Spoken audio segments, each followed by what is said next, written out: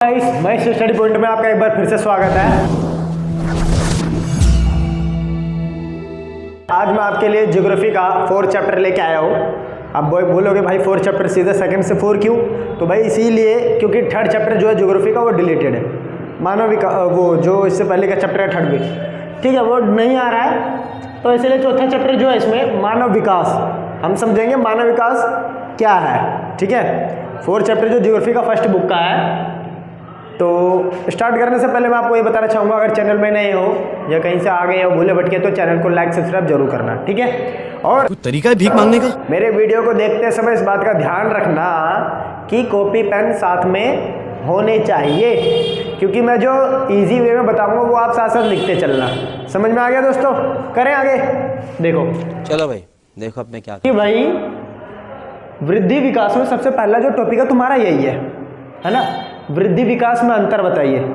अब भाई वृद्धि विकास में अंतर क्या, 3 नंबर का क्वेश्चन आता है अंतर में, 3 नंबर में क्वेश्चन आता है। तो देखो टॉपिक भी यही है, क्वेश्चन भी यही है, समझ लेते हैं। अलग से टॉपिक समझने की क्या जरूरत है। देखो वृद्धि और विकास समझना। वृद्धि कहता है ये मात्रात्मक में होती है, मतलब एक मात्रा में। पहला पॉइंट इसका क्या है, वृद्धि जो होती है वो मात्रा में होती है, ठीक है, मात्रात्मक। जैसे अगर मैं अपने हाइट वगैरह की बात करें तो वृद्धि एक मात्रा में होती है, मतलब जो हाइट बढ़ती है एक लिमिट तक बढ़ती है, उसके बाद रुक जाती है, उसके बाद नहीं बढ़ती, कितना भी कुछ कर लो। समझ में आ गया? तो एक मात्रात्मक में होती है ना, क्लियर है। जबकि विकास क्या कहता है कि भाई विकास गुणात्मक में होता है, मतलब जब व्यक्ति के गुणों में विकास हो। गुण मतलब समझते हो ना, अच्छे गुण मतलब होता है अच्छे कैरेक्टर वगैरह, ठीक है। आगे समझना। वृद्धि में सेकंड पॉइंट है कि इसका मूल्य क्या होता है, निरपेक्ष, है ना। इसका मूल्य निरपेक्ष होता है, जबकि इसका मूल्य सापेक्ष होता है। बस खत्म, इजी है ना। नेक्स्ट क्या है भाई, जो वृद्धि है ना वो धनात्मक अथवा ऋणात्मक दोनों हो सकता है। मतलब अगर किसी का वृद्धि होता है धनात्मक मतलब प्लस पॉइंट भी हो सकता है, पॉजिटिव, और ऋणात्मक मतलब नेगेटिव भी हो सकता है, नेगेटिव वे में, माइनस में। समझ में आया? ये वृद्धि की खासियत है। जबकि विकास में क्या कहता है भाई, विकास में कहता है कि विकास तब तक नहीं हो सकता जब तक वर्तमान दशाओं में वृद्धि ना हो। प्रेजेंट में जब तक वृद्धि नहीं होगी तब तक विकास नहीं हो पाएगा। क्या कह रहा है? यही कह रहा है, तब तक नहीं हो सकता जब तक वर्तमान दशाओं में वृद्धि ना हो। वर्तमान दशा मतलब जो फिलहाल की करंट की जो दशा है, दशा का मतलब जो स्थिति है, सिचुएशन है। विकास उस समय होता है जब सकारात्मक दशाओं में वृद्धि हो, मतलब पॉजिटिव वे में। सकारात्मक मतलब जब पॉजिटिव में वृद्धि होगी तभी विकास हो पाएगा। समझ में आ गया? नेगेटिव होगा तो थोड़ी हो पाएगा। क्लियर है? आगे बढ़े, करो फिर इसको। कभी कभी लगता है कि आप उन्हीं भगवान है। अब अगले क्वेश्चन की ओर तरफ बढ़ते हैं हम इसका। देखो अगला जो क्वेश्चन है हमारा और टॉपिक वो है मानव विकास के 4 स्तंभों का वर्णन कीजिए। जी हाँ, क्या? मानव विकास के 4 स्तंभ कौन कौन से हैं उनका वर्णन कीजिए। ये क्वेश्चन आता है, ये 5-5 नंबर वाले क्वेश्चन है दोस्तों, हल्के मत लेना इनको, ठीक है। इनमें से एक टपकता है। देखो मानव विकास के स्तंभ, पहला है समता। कॉपी पेन साथ में लिखते चलना। मैं इसको डिफाइन करूंगा, इसको डिफाइन भी करना है। ये सब तो हेडिंग है, इसको डिफाइन भी करना है। जब तक डिफाइन नहीं करोगे आपको नंबर नहीं मिलेंगे पूरे। तो कॉपी पेन साथ में और ईयरफोन वगैरह लगा के सुनना, ताकि जो मैं एक्सप्लेन करूँ इसके अंतर्गत वो आप लिखते चलो आसान भाषा में, ठीक है, हो जाएगा। मैं जानबूझ के दोस्तों इसको एक्सप्लेन नहीं कर रहा हूँ, ताकि तुम भी थोड़ा बहुत मेहनत करो और थोड़ा बहुत लिखोगे ना अपने हिसाब से, तब तुम्हें पेपर में आसानी होगी, ठीक है। समझ में आ गया? देखो समता या समानता, पहला ये स्तंभ है। इसमें कहता है कि भाई मनुष्य को सबसे ज़्यादा, देखो बराबर का समानता, स्त्री पुरुष दोनों में समानता बराबर होना चाहिए, ठीक है। दोनों में क्षमता बराबर होगी तो मानव का विकास होएगा। क्लियर है? समझ में आ गया? क्षमता, ठीक है दोस्तों, क्लियर है? मानव क्षमता के अंतर्गत सभी चीज़ों, सब जितने भी चीज़ें हैं वो सब चीज़ें मानव क्षमता के अंतर्गत होना चाहिए, ठीक। समता मतलब सबको बराबर करना, ठीक है, किसी में भेदभाव ना करना। नेक्स्ट है सतत पोषणीयता। ये तो आप पहले से ही पढ़ते आ रहे हो। सतत पोषणीयता का मतलब कि भाई विकास जो करेंगे ना, सतत पोषणीयता मतलब हम देख के विकास करेंगे, ठीक है। जो भी संसाधन हमारे पास उपलब्ध है उसका इस्तेमाल हम भविष्य की पीढ़ियों को बचाकर, भविष्य की पीढ़ियों को जो आने वाले हैं उनके लिए बचाकर रखेंगे और इस हिसाब से हम इस्तेमाल करेंगे जो भी संसाधन हमारे पास उपलब्ध है, जैसे कोयला, तेल वगैरह। समझ में आ गया दोस्तों? सतत पोषणीय था, भावी पीढ़ियों के लिए बचा कर रखना। नेक्स्ट क्या? उत्पादकता। उत्पादकता मतलब विनिर्माण, नए नए प्रोडक्ट को बनाना। देखो वर्ड का मतलब समझो, बहुत आसान है। उत्पादकता मतलब नए प्रोडक्ट को बनाना। इसमें क्या लिखोगे भाई? मानव जितना शिक्षित होगा, ठीक है, और जितना स्वस्थ होगा, मानव जितना शिक्षित होगा और जितना स्वस्थ होगा, ठीक होगा, बीमारी से दूर होगा और ज़्यादा पढ़ा लिखा होगा, वो उत्पादकता को उतना ही बढ़ावा देगा, इंक्रीज करेगा वो। समझ में आ गया? क्योंकि बीमार व्यक्ति काम वाम पे तो जा नहीं सकता और जो शिक्षित व्यक्ति जो कर सकते हैं एक से एक टेक्निकल वगैरह चीज़ों का खोज। समझ में आ गया? तो वही कहता है कि उत्पादकता में क्या है भाई? मानव जितना शिक्षित होगा, जितना स्वस्थ होगा, उतना ही वो उत्पादकता को बढ़ावा देगा। बस खत्म, इससे ज़्यादा फालतू नहीं लिखना है। समझ में आ गया? सशक्तिकरण। सशक्तिकरण का मतलब होता है मजबूतीकरण। क्या होता है दोस्तों? मजबूतीकरण मतलब मजबूत करना। स्त्रियों पुरुषों को दोनों को बराबर का दर्जा देकर दोनों को मतलब इतनी शक्ति प्रदान करना, इतना सशक्त करना, अपने आप में मजबूत करना कि अपने आप में वो चॉइस की भावना, निर्णय लेने की भावना समझ सके, ले सके अपना निर्णय। समझ में आ गया दोस्तों? सशक्तिकरण मतलब मजबूतीकरण। क्लियर है? हो जाएगा? फिर भी कुछ रह जाता तो कमेंट सेक्शन में जरूर पूछना। अगला क्वेश्चन देखते हैं, मानव विकास के उपागमों का वर्णन कीजिए। इन दोनों में से एक आता है मानव विकास के उपागम, और बच्चे यहाँ पे गलती पता है क्या करते हैं? ये क्वेश्चन पूछता है ये लिख देते हैं, और ये पूछता है तो ये लिख देते हैं, ये गलती। तो ये इसका ख्याल रखना। मानव विकास के उपागम अलग है, स्तंभ अलग है। अब उपागम में देखो क्या है? आय उपागम 4 है, ठीक है, एक एक करके डिफाइन करूंगा, ध्यान देना। आय उपागम, आय मतलब क्या होता है? आय मतलब इनकम, ठीक है, पैसा।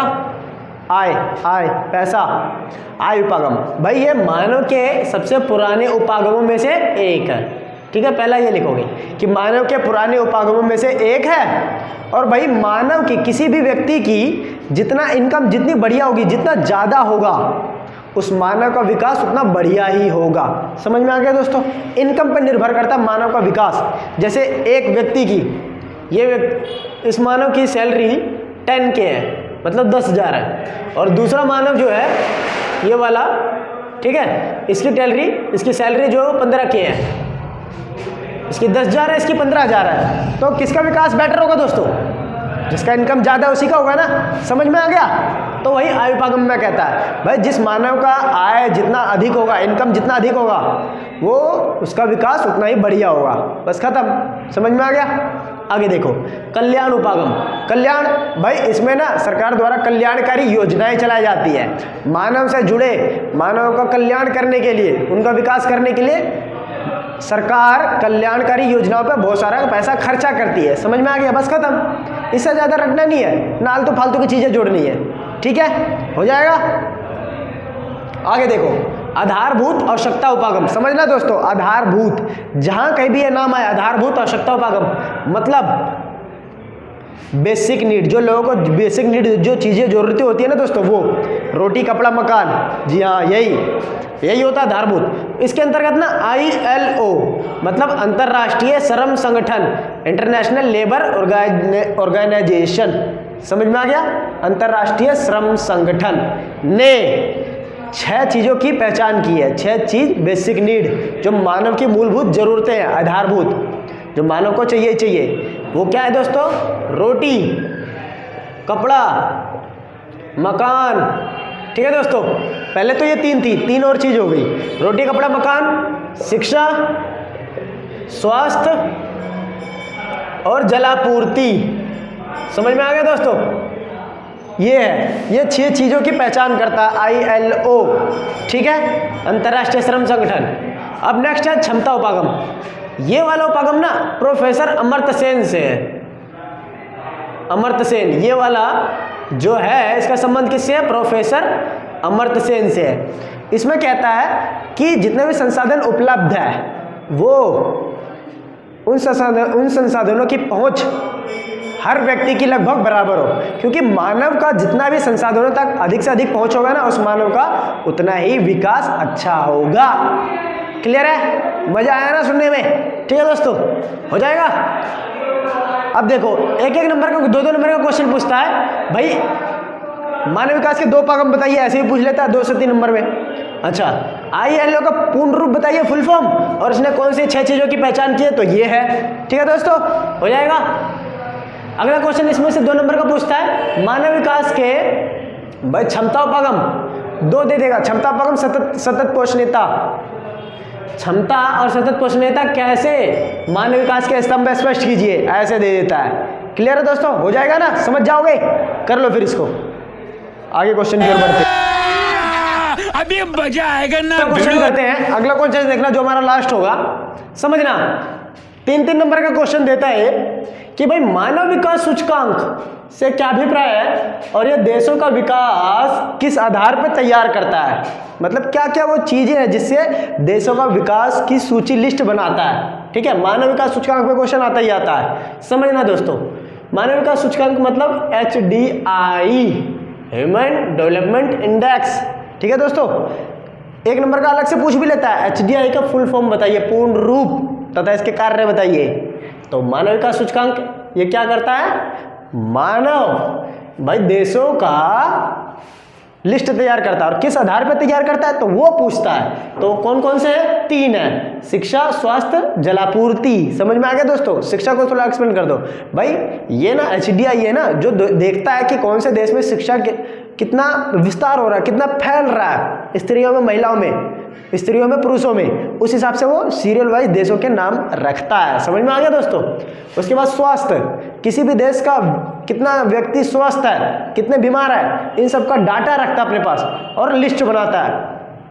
जलापूर्ति, कितने कितने देशों में जलापूर्ति उपलब्ध है। जलापूर्ति मतलब जल, पीने वाले स्वच्छ जल की कितने ज़्यादा जहाँ पे अच्छे से उपलब्ध है, लोगों को पीने के लिए पीने योग्य पानी मिल रहा है, जिससे उनका स्वास्थ्य ठीक है। समझ में आ गया दोस्तों?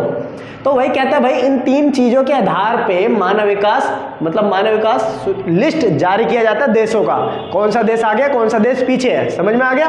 ये पूछता ही पूछता है। नेक्स्ट देखो, ये 2 नंबर का क्वेश्चन पूछता है और 1 नंबर का भी पूछता है कि UNDP का फुल फॉर्म बताइए, और कार्य बोल देगा तो 2 नंबर का हो जाएगा। तो UNDP का पूर्ण रूप क्या है? संयुक्त राष्ट्र विकास कार्यक्रम। समझ में आ गया? UNDP, United Nation Development Programme. समझ में आ गया? संयुक्त राष्ट्र विकास कार्यक्रम। अब ये पूछता है कब से कार्यरत, कब से काम कर रहा है भाई? 1990 ईस्वी से।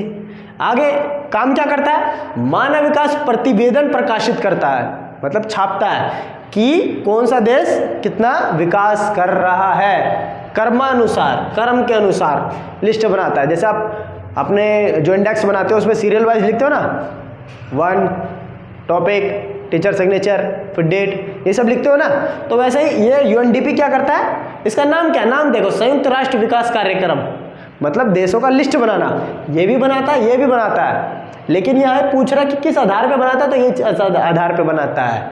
और ये क्या करता है, ये कौन सा देश कितना विकास कर रहा है वो लिस्ट बनाता है। समझ में आ गया? क्लियर है? ऐसे ही चैप्टर और आगे चैप्टर जितने भी मैं करवाऊंगा उसके नोटिफिकेशन आप तक तुरंत तक पहुंचे, इसके लिए चैनल को लाइक, सब्सक्राइब और शेयर जरूर कर देना दोस्तों, ताकि आने वाले बच्चे भी इसका फायदा उठा सके। क्लियर है? और जो समझ में आए वो कमेंट सेक्शन में जरूर पूछना, मेरे को अच्छा लगेगा बताने में भी। समझ में आ गया दोस्तों?